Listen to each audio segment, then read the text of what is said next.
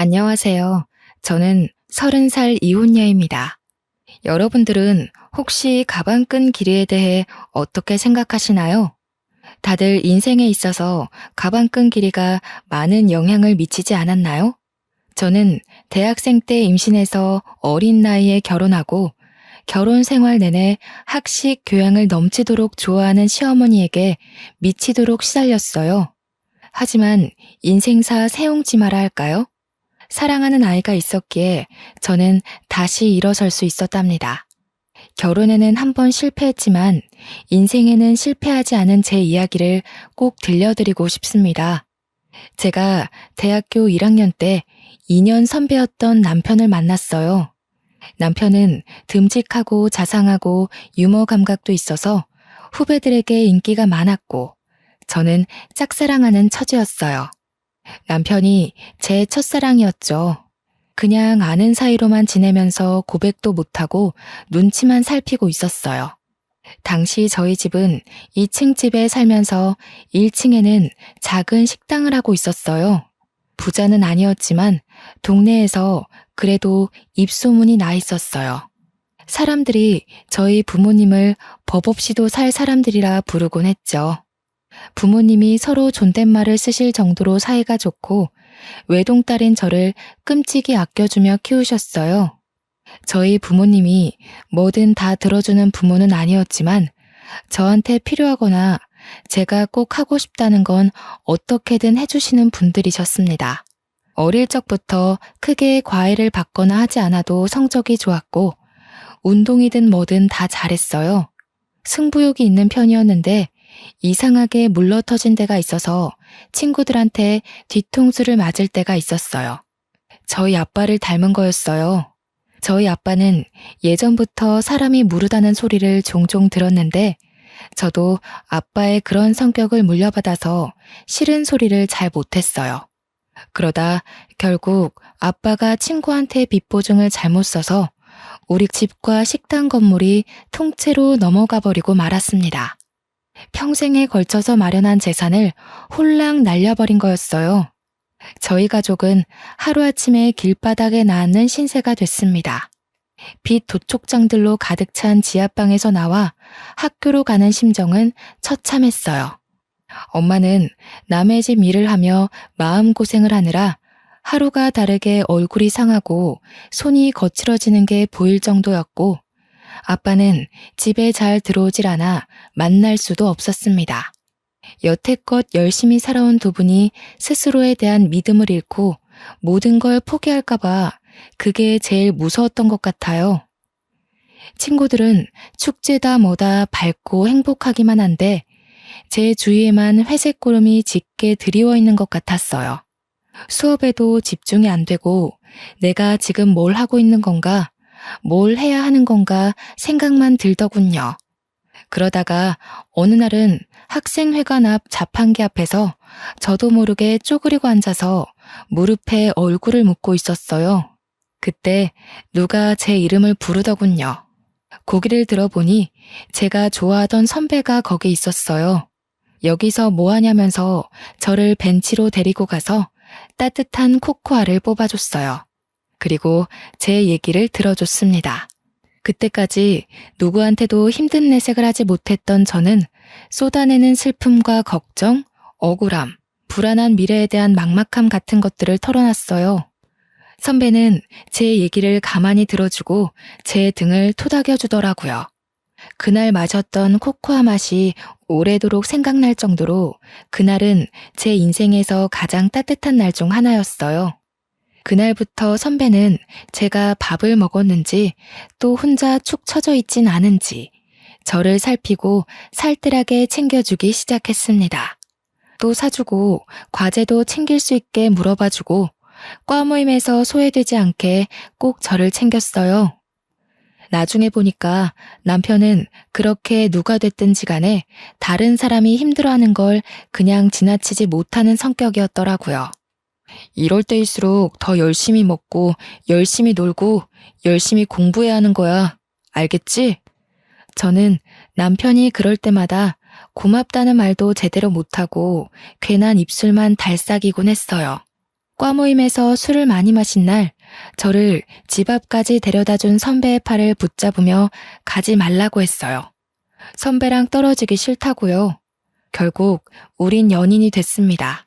저는 선배 없이는 하루도 살 수 없는 사람이 되고 말았어요. 뭐든 선배가 챙겨주다 보니 선배가 없으면 사는 게 사는 것 같지 않을 정도였어요. 너무 많이 기대서였을까요? 사귄 지 1년 만인 2학년 가을에 임신을 했다는 걸 알게 됐습니다.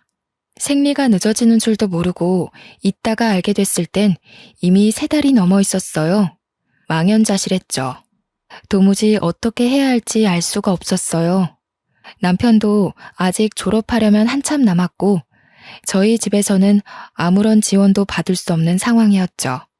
저는 어쩔 수 없이 학교를 쉬어야 했지만 남편이라도 하루라도 빨리 취직할 수 있게 준비하는 게 낫다고 판단했어요. 저희는 부랴부랴 혼인신고만 하고 결혼식은 조촐한 식사로 대신한 다음 시댁으로 들어갔어요. 당시 시댁은 24시간 국밥집을 하고 있었어요. 시댁은 처음부터 저를 안 좋아했어요. 특히 시어머니는 면전에 대고 막말을 하는데 보통 독한 사람이 아니더군요. 첫날부터 단단히 잘못 걸렸다는 촉이 오고 머릿속에 비상벨이 왱왱 울리는 느낌이었습니다. 하지만 어쩌겠습니까? 이미 아이가 생겨버렸는데요. 결혼을 해버렸는데요. 시어머니는 대놓고 저에게 우리 아들은 대기업에 들어가 앞길이 탄탄대로일 텐데 너 때문에 내 금쪽 같은 아들 발목이 잡혔다라고 했어요. 제가 공부를 못 마친 걸 가방끈이 짧다고 표현하며 툭하면 구박하기가 일쑤였죠. 학식 있고 교양 있는 것에 대한 로망이 있는지 툭하면 자기네 집안은 훨씬 더 좋은 집안의 교양 있는 며느리를 얻을 수 있었다고 했어요. 제가 없는 데서도 툭하면 제 흉을 봤어요. 시아버지나 친척들에게 베어먹지도 못한 애가 우리 집안에 맨몸으로 오다니 이게 무슨 날벼락이냐고 하소연하는 걸 여러 번 들었죠. 저는 아들을 낳자마자 산후조리도 제대로 못하고 시부모네 식당을 도와줘야 했어요. 식충 취급하는 소리가 벽을 뚫고 들어오는 것 같아서 도저히 가만히 있을 수가 없었죠. 피덩이 같은 아기를 업고 식당에서 밤늦게까지 일을 했어요. 집에 들어가면 또 집안일을 해야 했는데 너무 바쁘고 눈치가 보이니까 그게 너무하다는 생각도 못하고 살았어요.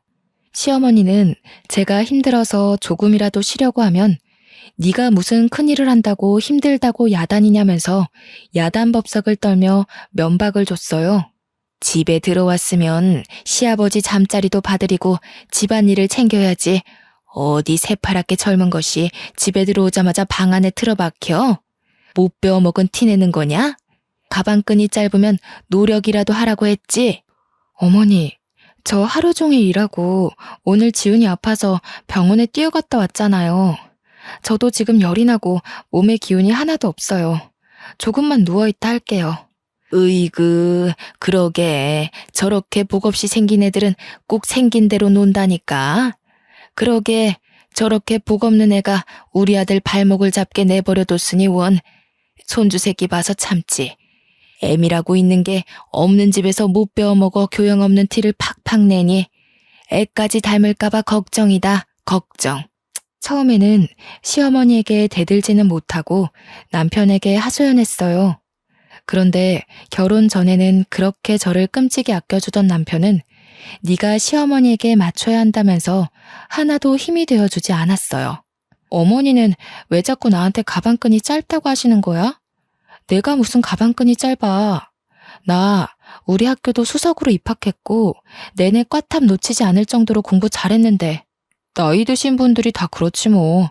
그냥 하는 말씀이니까 너무 귀담아 듣지 마. 어머니가 예전부터 나를 좋은 집안에 장가 보내고 싶어 해서 그래. 어릴 때부터 노래를 불렀다고. 우리 결혼할 때 너네 집에서 아무 지원도 못 받은 건 사실이잖아. 조금만 참으면 어머니도 다 이해하실 거야. 처음부터 끝까지 참고만 있잖아.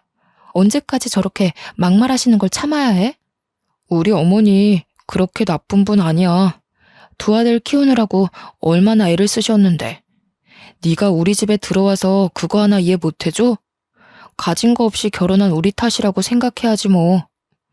애를 나 혼자 만든 건 아니고 내가 학교도 못 마치고 결혼한 게 내 탓만은 아니잖아. 아기 가지고 결혼한 게 무슨 죽을 죄 지은 것도 아닌데 어머니는 무슨 나를 죄인 취급하시려는 것 같아. 아, 그러니까 조금만 참아보라니까. 예전에는 그렇게 따지는 성격 아니었잖아.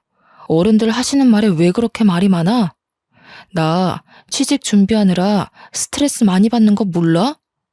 취직 준비한다고 늦게 들어와서 식당 일도 안 도와주고 애도 하나도 안 보잖아.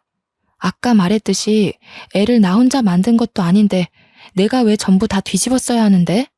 뒤집어 씌운다니 무슨 말을 그렇게 해? 얘가 진짜 갈수록 말 조심해. 내가 나 혼자 편하자고 이 고생하는 거야? 다 너랑 우리 지훈이 데리고 잘 살아보려 그러는 거잖아. 안 그래도 힘든데 왜 너까지 찡찡거려? 취업 준비 때문에 힘들어 죽겠는데 여기서 뭘 어떻게 하라는 거야? 그래도 그때까지는 남편을 사랑했기 때문에 어떻게든 이해해보려고 했어요. 자기 어머니를 끔찍이 생각하는 효자라서 고생하는 어머니 심기를 거스르지 않으려 한다고 알아서 남편을 헤아려주고 노력했죠. 생각해보면 정말 바보 같은 짓이었어요. 나중에 알고 보니까 제 힘든 건 귓등으로 듣던 남편은 취업 스터디 모임에서 여기저기 온갖 오지랖을 부리고 있었더라고요. 힘든 애들 고민 상담해준답시고 돌아다니고 발벗고 뛰어다니며 해결사 노릇을 하고 있었죠. 저는 과 친구들과 연락이 다 끊겨서 몰랐다가 나중에야 그 사실을 알게 됐어요. 그래도 밖에서 이 사람 저 사람 비 맞춰주고 다닌 보람이 있었는지 남편은 진짜로 대기업에 취직을 했어요. 제 동기들이 취직 준비를 하고 좋은 데에 취직하는 동안 저는 뒤처지는 느낌을 받곤 했어요. 동기들이 좋은 데 놀러가서 찍은 사진을 SNS에 올린 걸 보면 어쩐지 마음 한구석이 휑해지는 느낌을 받곤 했죠. 점점 사회인으로서 제자리를 찾아가는 동기들에 비해 제 모습이 초라해서 동기들이 연락해도 잘 받지 못했어요. 그래도 아이 키우는 재미가 있었고 예쁜 아이가 있다는 것에 만족하려 했어요. 아이가 말을 하고 걷고 하루가 다르게 자라는 걸 보면 또 하루를 살아낼 힘이 생기곤 했습니다. 지금 생각하면 저는 어릴 때부터 커리어 우먼이 꿈이었는데 왜 그런 소박한 현실에 만족하고 구박대기 노릇을 감내했는지 알 수가 없어요. 상황에 적응하는 것도 좋지만 자기 가치를 스스로 낮추는 행동을 하면 안 된다는 걸 지금은 깨닫게 됐습니다. 그러다 애가 3살이 되던 해에 남편 형이 뒤늦게 결혼한다고 신부감을 데려왔어요. 그 집은 큰아들을 어떻게든 판검사 만들려고 애를 써왔더군요. 사자 들어가는 걸 워낙 좋아하는 집이니까요. 아주버님은 사법고시 폐지되고 로스쿨 준비로 몇 년을 또 허송세월하다가 30이 훌쩍 넘겼죠. 그래도 연줄이 있어서 30 중반에 대형 로펌 경영지원실에 취직을 했어요. 무슨 재주가 있었는지 결혼하겠다고 데려온 여자가 대학 교수라는 거였어요. 듣고 보니 교수는 아니고 어느 지방 대학 강사였죠. 그래도 젊은 여자가 박사학위까지 있는 데다 대학에서 강의까지 한다니 교양 학식 좋아하는 시어머니 입이 다 찢어졌습니다. 며느리가 될 사람 직업뿐 아니라 집안도 금융정보회사를 소유하고 있는 엄청난 부자라고 그렇게 좋아하는 거였죠. 예비 형님이 강의한다는 대학이나 그 집안이 운영한다는 금융회사나 저는 들어본 적도 없는 데였지만 그게 무슨 상관이겠습니까? 그렇게 돈돈거리는 집안이니 아주버님이 그런 집안 여자랑 결혼하는 게 어떻게 보면 당연한 일이었죠. 그 집안은 처음부터 돈을 아주 물쓰듯 쓰더군요. 한 번은 형님이 그냥 우리 집에 다녀왔는데 시어머니가 지나가는 말로 김치 냉장고가 오래됐다고 한 적이 있어요. 그랬더니 다음 날로 새 김치 냉장고가 배달되는 게 아니겠어요? 부자는 다르긴 다르구나 하면서도 참 씁쓸하더라고요. 그놈의 돈이 뭔지. 시어머니는 대놓고 큰며느리만 보면 뭐가 필요하다, 뭘 새로 사야 한다고 늘어놓았어요. 그리고 큰 며느리의 씀씀이에 비교해 저를 더욱 가차없이 깎아내렸습니다. 역시 대학에서 강의하는 사람은 다르다니까. 우리 큰 며느리는 하고 다니는 것부터 말투까지 어쩜 저렇게 귀티가 나는지. 이번에 큰애가 바꿔준 소파가 이게 글쎄 이태리제 가죽이래요. 우리 큰아들이 판검사는 못됐어도 와이프 복은 있지 뭐냐. 내가 큰 며느리만 보면 콧노래가 절로 나온다니까. 어머니 얼굴이 요즘 활짝 피셨네요. 그에 비해 작은 아들은 에휴, 도대체 좋은 대학 보내서 좋은 데 취직시키면 뭐하냐? 저런 여자랑 사는데. 죽 써서 개 줬지 뭐. 너 이태리제 가죽 만져봤어? 네 형님 덕에 여기 앉아볼 수 있는 걸 행운으로 생각해라. 저는 거기 앉을 시간도 없어요. 큰애는 이렇게 집안에 도움이 되는데 너는 도대체가 집에서 하는 게 뭐냐? 시집 올 때 땡전 한 푼 없이 왔으면서 제대로 하는 것도 하나도 없고 가방끈이 짧아서 그런가 염치 없는 것도 집안 내력인지. 애 키우는 게 힘들잖아요. 동서도 열심히 하는데 너무 그러지 마세요. 애 키우는 게 무슨 유세 부릴 일이야? 지가 열심히 하는 게 뭐가 있어. 요리를 잘해? 그렇다고 돈을 잘 벌어와. 아니면 뭐 교양이 있어서 애를 영재로 키워? 그러면서 맨날 힘들다. 우리 때는 애 키우면서 밭도 갈고 집안 어른들까지 모셨어. 엄살 부리지 말라 이거야. 그게 다 가방끈 짧은 티를 내는 거라니까. 어머니, 제가 무슨 가방끈이 짧다 그러세요. 오빠랑 똑같은 대학에 제가 성적도 훨씬 더 잘 나왔는데. 성적 잘 나오면 뭐해? 네가 지금 그 잘난 성적 가지고 할 수 있는 게 뭐가 있어? 성적 잘 나와서 애를 잘 키워? 식당 일을 잘해서 장사가 잘 되게 해. 나가서 땡전 한 푼 벌어올 수 있어? 네 형님처럼 가서 대학생들을 가르칠 수 있어? 시어머니는 명절이나 집안 행사가 있을 때도 저한테만 일을 시켰어요. 큰며느리는 학생들 가르치느라 바쁘니까 집에 와서는 쉬어야 한다면서요. 형님 네애가 집에 올 때마다 한우며 명품이며 비싼 선물을 잔뜩 들고 오니까 아예 손님 취급을 하더군요. 저를 집안의 일꾼, 노예 취급하는 거랑은 완전히 반대였습니다. 시어머니는 큰며느리가 명절에 해외여행을 간다고 해도 흔쾌히 보내줬어요. 해외여행 다녀오면서 명품 선물을 사왔기 때문에 오히려 여행 가는 걸 반겨하는 눈치였어요.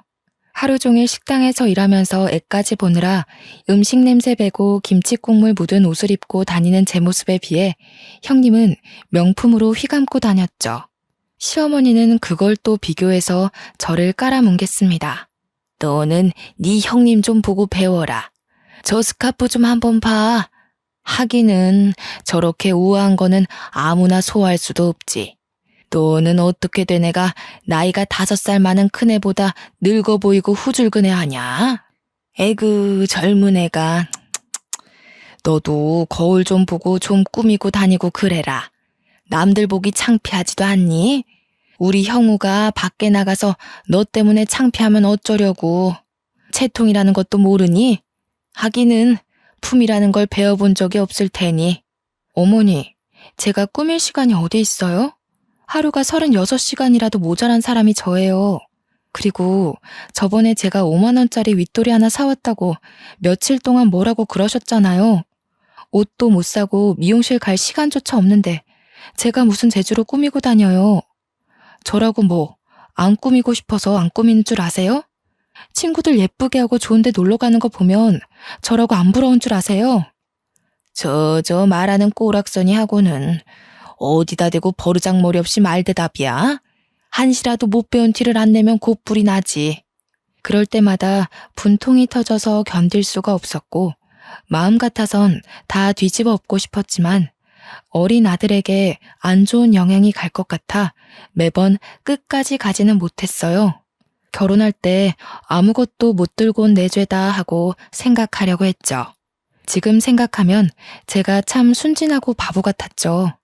그저 좋게 생각하려고 애를 쓰니 상황이 점점 더 악화되는 거였어요. 이미 도를 넘어섰던 시어머니의 막말은 더 심해져서 아이한테까지 미쳤어요.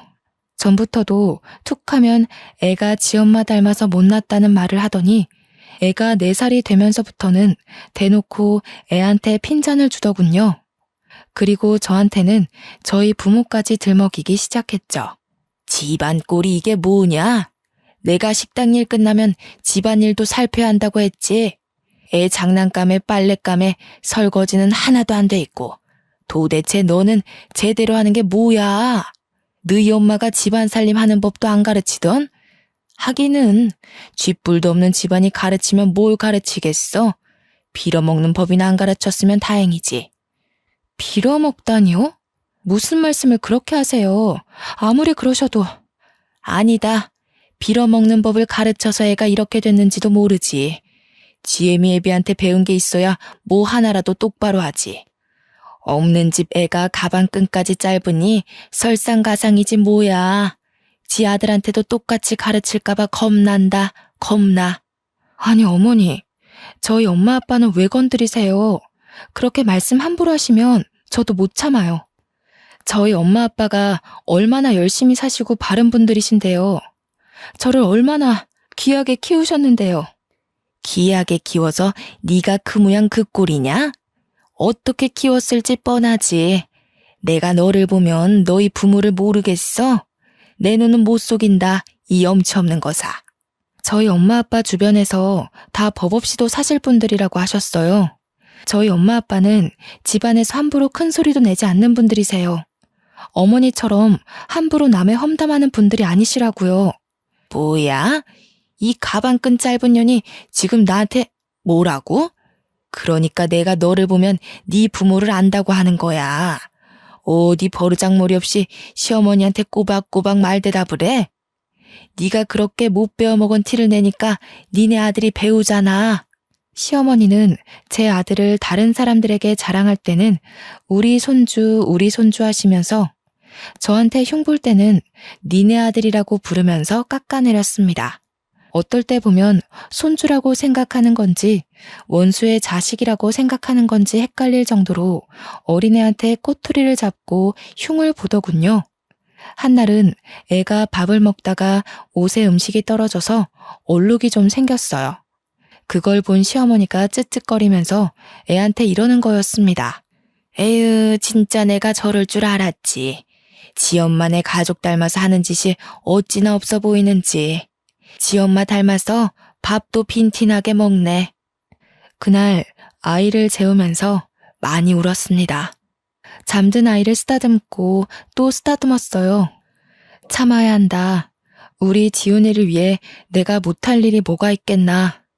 하지만 지금도 애가 자라면서 점점 눈치를 보는 게 눈에 보이는데 저런 할머니 곁에 있다가는 애를 망칠지도 모르겠다는 생각이 들더군요. 저는 그날부터 시어머니가 막말을 할 때마다 휴대폰 녹음기를 켜는 습관이 생겼습니다. 아이를 보호하기 위해 뭐라도 해야겠다는 생각에 지푸라기라도 잡는 심정으로 한 일이었죠.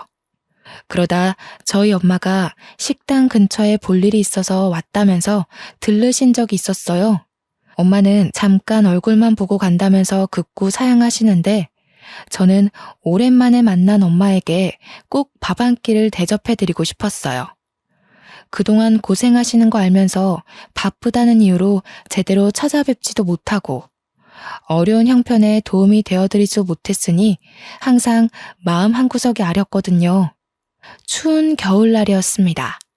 엄마는 호박 시루떡을 보자기에 잘 싸서 가지고 왔어요.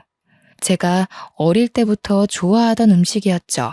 그런데 떡을 받아든 시어머니의 눈치가 영 떨떠름했습니다. 무슨 잡상인이나 불청객이라도 온 것처럼 저희 엄마를 위아래로 훑어보는 게 아니겠어요? 시어머니의 태도에 기분이 상했지만 엄마 앞에서 분위기를 망치고 싶지 않았던 저는 애써 즐거운 척하며 엄마를 식당 구석으로 데려갔습니다. 추운데 왜 자꾸 그냥 간다고 그러세요? 여기 앉아서 몸 좀 녹이고 조금만 계세요. 여기 설렁탕 맛있어요.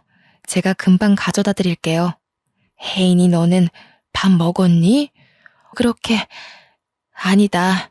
바쁜데 왜 엄마까지 챙기느라 고생할까봐 그러지. 나는 그냥 너랑 지훈이 얼굴만 보고 가면 되는데. 엄마 드릴 국밥을 준비하는데 시어머니가 한마디 하더군요. 에휴, 사돈댁에 오면서 이런 걸 선물이라고 가져오는 수준하고는 참나 어이가 없다 어이가 없어. 큰애처럼 명품까지는 바라지도 않아. 교양이라고는 눈을 씻고 찾아봐도 찾아볼 수가 없구먼. 가방끈 짧은 애를 남의 집 귀한 아들한테 맨몸으로 보내놓고 미안하지도 않나? 그런데 조금 있다가 단체 손님이 들어왔어요. 식당이 와글와글 꽉 찼는데 엄마 혼자 밥을 먹고 있는 게 영 신경이 쓰여서 저는 바쁜 와중에 흘끔흘끔 엄마를 보고 있었어요. 그때 시어머니가 엄마가 앉아있는 자리 바로 옆 테이블 위에 행주를 철푸덕 소리가 나게 던지더군요. 탁탁 소리가 나게 수저통도 닦고 의자도 정리하며 밥 먹는 엄마가 눈치를 보게 했습니다. 손님들이 더 올 텐데 자리가 없어서 어떡하냐면서 말이죠. 그러더니 카운터 쪽으로 오면서 이러는 거였습니다. 아휴, 못 배운 집안이라 그런가 밥 먹는 것도 눈치코치 없이 먹네. 피꺼소시란 말 아시죠? 아무 말도 못하고 시어머니 하는 양을 겪는 줄로 보던 저는 말 그대로 피가 거꾸로 솟는 걸 느꼈습니다. 혹시 엄마가 들었을까봐 조마조마하면서 엄마 쪽을 쳐다봤어요. 다행히 엄마는 못 들었는지 아무렇지 않은 표정으로 밥을 마저 다 드시더라고요. 그날 저녁 빨래를 개고 있는데 시어머니가 안방에서 시아버지게 하는 말이 들렸습니다.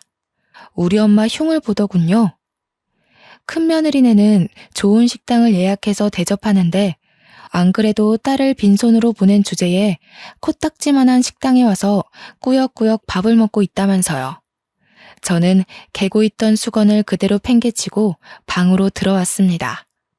하루 종일 뼈 빠지게 일해서 돈 벌어주는데 엄마에게 밥 한 끼를 대접해드리는 것도 눈치를 봐야 한다는 사실에 저는 이성의 끈을 놓치고 말았습니다. 그리고 밤늦게 돼서야 집에 들어온 남편에게 오늘 있었던 일을 말하면서 따졌습니다. 나를 무시하는 것까지 그렇다 치려 했지만 지훈이랑 우리 엄마 아빠한테까지 함부로 굴고 막말하는 건 못 참아. 이제 더는 못 참는다고. 내가 이 집 노예야? 솔직히 나 없으면 식당 운영할 수나 있어? 하루 종일 일하고 애까지 보는데 내가 우리 엄마한테 밥 한 끼 못 대접해줘? 내가 너네 엄마 밥 주지 말라 그랬어. 하루 종일 일하고 온 사람한테 생 난리를 치네. 왜 별것도 아닌 것 가지고 난리를 치고 그래. 엄마 들으면 어쩌려고. 뭐라고? 지금 그걸 말이라고 하는 거야? 나는 어떻게든 오빠 맘 편하게 해주려고 지훈이 잘 키워보려고 꾸역꾸역 다 참아왔는데 어떻게 오빠가 나한테 이럴 수가 있어. 맨날 늦게 들어오고 일 때문이라고. 나는 일주일에 외출 한 번 못하는데 혼자 밖에서 놀러 다니니까 좋아? 목소리 낮추라고 했지. 얘가 진짜 점점 왜 이래? 너 예전엔 안 이랬잖아. 왜 이렇게 변했니? 진짜 무섭다 무서워. 아니, 아직 안 변했어. 진짜 무서운 게 뭔지 보여줘? 그때 밖에서 듣고 있던 시어머니가 들어와서 제 뺨을 때리더군요. 무슨 일인지 상황 파악을 못해 멍하고 있는 저에게 시어머니는 어디서 큰 소리를 내냐, 못 베어먹은 티를 낸다면서 소리를 질렀어요. 그리고 머리채까지 잡아당겼습니다. 저는 저도 모르게 시어머니 머리끄덩이를 같이 잡아당겼어요.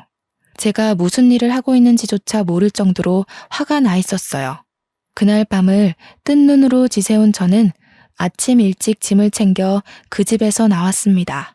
아들에게 한마디도 못하고 나오는 것이 걸렸지만 아들 얼굴을 보면 도저히 발이 떨어지지 않을 것 같았어요. 그 길로 저는 신림동 고시촌으로 들어갔습니다. 엄마 아빠가 보고 싶었지만 친정에 가면 두 분이 슬퍼하실까봐 도저히 갈 수가 없었어요. 고시원을 얻어 짐을 풀고 대학 때부터 고민만 하다 제대로 시작하지 못한 행정고시 공부하기 시작했어요. 아이를 낳은 뒤에도 미련을 못 버리고 있었기에 일사천리로 준비해 공부에 돌입할 수 있었습니다. 남들은 학생 때부터 죽어라 해도 어려운 공부를 몇 년 공백 끝에 시작하는 건 결코 쉽지 않은 일이었어요. 하지만 분노로 눈이 돌아버린 상태였기에 오히려 다른 거에 신경 안 쓰고 공부에 집중이 잘 되더라고요. 그때가 저희 부모님이 어렵게 빚을 갚고 돈을 모아 신림동에서 작은 식당을 다시 열었을 때였어요. 식당이라고 하기도 뭐할 만큼 허름한 곳이었지만 두 분이 다시 힘내서 마련한 자리였죠. 한날은 제가 모의시험 점수가 영 안 나와서 실망한 마음에 걸어 다니다가 저도 모르게 엄마 아빠 식당 쪽으로 걸어갔어요. 그전에는 혹시 눈에 뜨일까봐 그쪽으로는 가지도 않았거든요. 가게에 들어서자마자 엄마가 제 얼굴을 보시더니 저를 안고 막 우셨습니다. 저는 깜짝 놀랐어요. 엄마가 하는 말이 엄마 아빠가 못나서 네가 공부도 제대로 못 마치고 시댁에서 구박받고 산다는 거였어요. 저는 아니라고, 내가 악이 가져서 그런 거라고, 내가 실수해서 그런 건데 왜 엄마가 미안해 하냐면서 엄마랑 붙잡고 같이 울었어요. 그리고 그 집에서 나와 다시 공부 시작했다고 엄마에게 털어놨죠. 엄마는 깜짝 놀라더라고요. 그래도 그 집으로 다시 들어가라는 말은 절대 안 하셔요. 그날 저녁 고시원에 들어왔는데 아빠로부터 문자가 와 있었어요. 아빠가 미안한 게 참 많다고, 네 공부는 무슨 수를 써서라도 지원해 줄 테니까 아무 걱정하지 말고 공부에만 집중하라는 거였죠. 눈물이 핑 돌았어요. 열심히 사시다 그런 건데 엄마 아빠는 뭐가 그렇게 자꾸 미안하다고 그러시는 건지. 그리고 그런 생각이 들더라고요. 나도 열심히 하다가 그런 뿐이니까 나도 나를 탓하지 말자고요. 그리고 저는 무섭게 공부했습니다. 같이 공부한 애들이 뭐 먹으러 가자고 해도 저는 그 시간에 한 자라도 더 보려고 끼니를 대부분 김밥으로 때웠어요. 고시생들도 스트레스 푼다고 스터디원들끼리 술도 마시고 저희들끼리 친목도 다지고 그러거든요. 저는 도저히 그렇게 여유를 부릴 수가 없었어요. 집에서 절 찾고 있을 아들을 생각하면 1분 1초도 허투루 쓸 수가 없었죠. 집 나온 지 한 달쯤 지났을 때 남편에게 전화해서 아들을 보러 가겠다고 했어요. 그때까지 전화고 문자고 다 무시하다가 연락을 하니까 남편이 왜 집에 안 오냐며 생 난리를 치더군요. 저는 밖에서 아이를 만나 피자를 사주면서 엄마가 지금 사정이 있어서 너랑 같이 살 수가 없다고 조곤조곤 말해줬어요. 아들은 저를 보자 눈물을 흘리더라고요. 그 어린 것이 소리도 못 내고 우는데 얼마나 가슴이 아프던지요. 지훈아, 엄마가 미안해. 정말 미안해. 엄마가 정말 열심히 해서 꼭 성공해서 지훈이 데리러 올게. 알았지? 약속. 이해하기 힘들었을 텐데 착한 아들은 그래도 고개를 끄덕여줬습니다. 그 뒤로 2주에 한 번씩 주말에만 아들을 만났어요. 시어머니는 주기적으로 저에게 전화해서 애 버리고 나간 년이 무슨 염치로 애를 만나냐면서 소리를 질렀어요. 애가 너 닮아서 못 배운 티 나는 집만 골라서 한다느니, 애가 보면 볼수록 덜 떨어졌느니 하면서 아이 욕도 하고요. 애한테까지 인신공격하는 시어머니의 말을 저는 모조리 녹음해뒀습니다. 시어머니한테 구박받고 있을 아이를 생각하면 당장이라도 그 집에서 빼오고 싶었지만 지금으로선 내가 성공하는 것밖에는 방법이 없다는 걸 인정해야 했습니다. 정말 죽었다 생각하고 공부한 것 같아요. 그렇게 공부한 지 2년째 되던 해 결국 행정고시 재경직에 합격했습니다. 주변에서도 그렇게 빨리 합격하는 사람 처음 봤다면서 깜짝 놀라더군요. 공부를 늦게 시작했어도 빨리 합격했기 때문에 공무원으로 그렇게까지 늦은 나이가 아니었죠. 좋은 일이 하나 더 있었어요.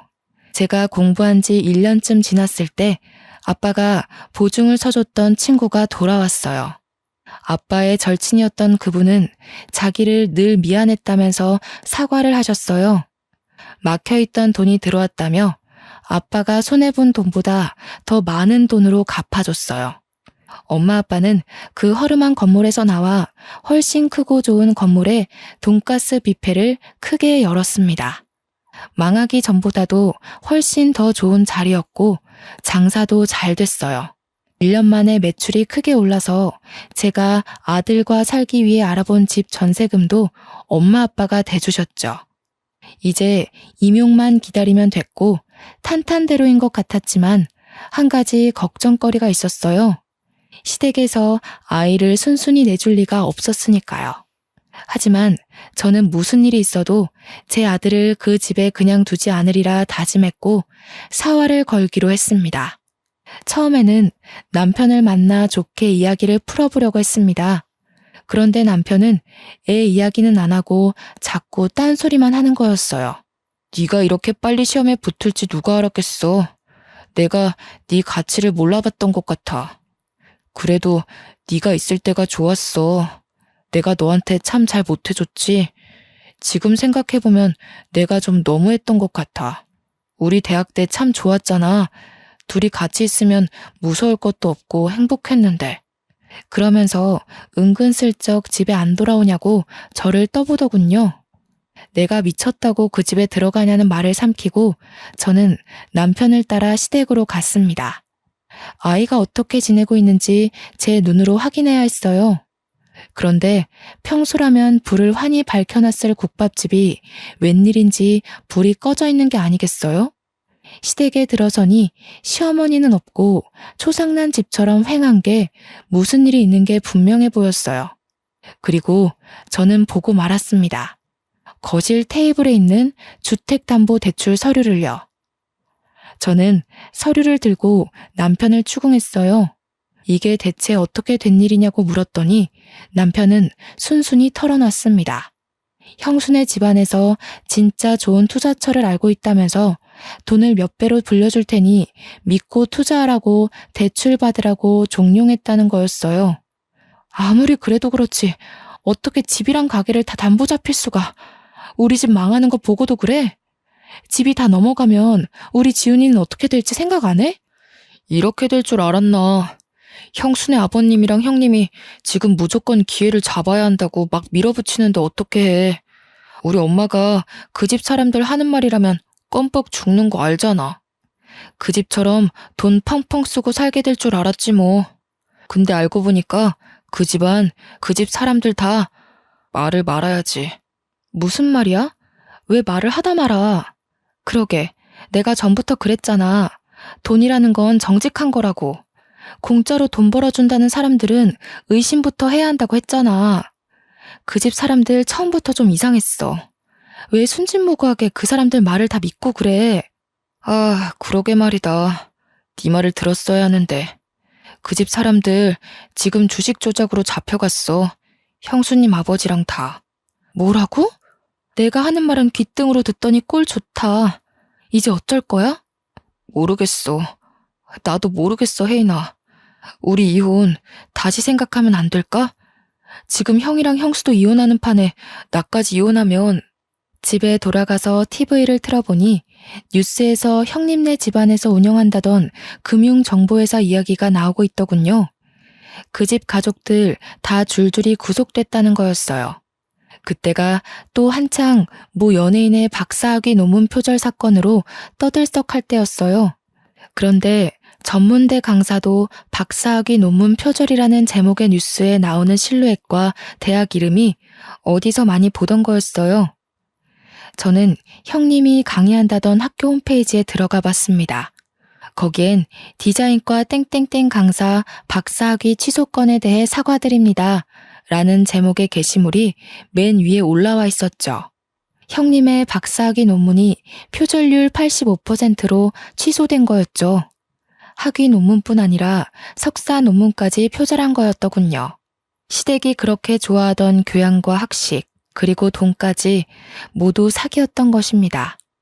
저는 더욱이 빨리 아이를 데려와야 한다는 생각에 마음이 급해졌습니다.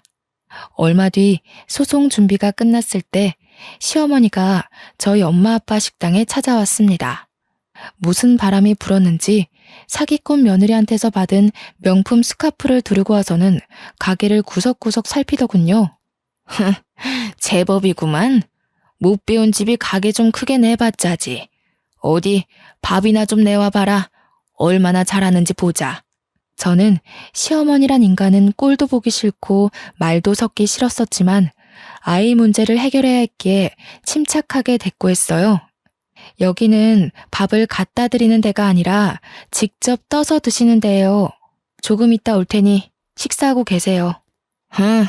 군뱅이도 구르는 재주가 있다더니 쟤까지 꽤 그래도 용 빼는 재주가 있었나 보지? 행정고시인지 뭔지 그거 합격하면 월급이 얼마나 되는지는 모르지만 말이다. 잘난 체 하지 말라 이거야. 애새끼 버리고 간 년이 잘 되면 얼마나 잘 되겠냐만. 내가 지훈이를 봐서라도 이제라도 용서를 빌면 용서해주마. 애한테는 그래도 엄마가 있어야지. 어머니한테 용서 빌릴 한 적 없어요. 이상한 소리 마시고 식사 안 하실 거면 나가세요. 저 말하는 꼬락서니 하고는 네가 그러니까 본데 없는 년이라는 거야. 니까짓게 시험 좀 붙었다고 근본이 달라지는 줄 알아? 좋은 말로 할 때 저는 시어머니 말을 무시하고 가버렸어요. 제가 변호사와 통화한 뒤 나가보니 홀이 난장판이 돼 있더군요. 시어머니가 밥을 안 떠준다면서 직원들에게 삿대질을 하고 머리채까지 잡은 거였어요. 정말 황당하기가 이를 데가 없었어요. 행패를 부리는 것도 정도가 있지. 시어머니는 그래도 분이 안 풀렸는지 고래고래 소리를 지르고 있었어요. 손님들은 물론 주방 직원들까지 나와서 미친 여자가 하는 꼴을 구경하고 있었죠. 아니, 어디서 서빙이나 하는 것들이. 밥을 가져오라면 가져올 것이지. 내가 너같이 천한 것들한테까지 무시당할 줄 알아? 당장 무릎 꿇고 사과해. 사과 안 해? 저는 주방으로 들어가 양동이에 물을 받아가지고 나왔습니다. 그때까지도 소리를 지르고 있는 시어머니에게 다가가 물을 냅다 뿌려버렸어요. 시어머니는 물에 빠진 생쥐꼴이 되어서도 악을 바락바락 쓰는데 진짜 악기가 따로 없더군요. 가방끈 짧은 년이 내 아들한테 들러붙을 때부터 알아봤어야 했어. 우리 집안 말아먹은 것까지 모자라서 나를 무시해? 어휴 분해. 내가 오늘 이 집안 아작내버리지 그냥 갈 줄 알아? 교양 그렇게 좋아하시더니 사기꾼 집안한테 당하고도 아직도 정신 못 차리셨어요? 어디서 뺨 맞고 여기 와서 화풀이세요. 사과는 어머니가 저희 직원들한테 하셔야죠. 진짜 교양 없이 왜 이러세요? 그리고 제가 여태 알면서도 가만히 있었는데 가방끈 짧은 건 어머니 아니에요? 중학교 때 퇴학당해서 초졸이시라면서요. 학벌 콤플렉스 때문에 교양 하시는 걸 알겠는데 사기꾼은 조심하셔야죠. 뭐야? 인연이 시어머니가 저한테 달려들어 머리채를 잡으려 할 때 저희 아빠가 중간에 끼어 시어머니를 밀쳐버렸어요. 이 여자가 진짜 미쳤나? 남의 집 귀한 딸한테 감히 뭐가 어쩌고 어째? 어디서 무식하게 남의 집 영업장에서 소리를 지르고 남의 귀한 식구들한테 행패를 부려? 우리는 직원들도 다 우리 식구들이야. 이러고도 무사할 줄 알아? 당장 꺼져. 꺼지지 못해? 영업방해로 손해본 거 다 청구할 줄 알아. 그리고는 경찰이 와서 시어머니를 끌어냈습니다. 저는 더 이상 시댁 식구들과 말로 해결하려 해서는 안 된다는 걸 깨달았어요. 바로 이혼 소송에 돌입했습니다. 얼마 뒤 대학 때 가장 친했던 과 동기에게 연락이 왔어요. 친구는 졸업 직후 유학을 갔다가 돌아와서 저에게 연락한 거였어요. 친구가 하는 말은 충격적이었습니다.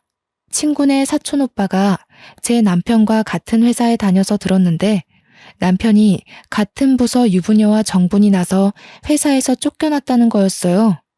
그 여자 남편이 회사에 찾아와서 난동을 부리는 바람에 임원 회의까지 소집되고 결국 회사에서 권고사직 시키기로 했다는 거였습니다.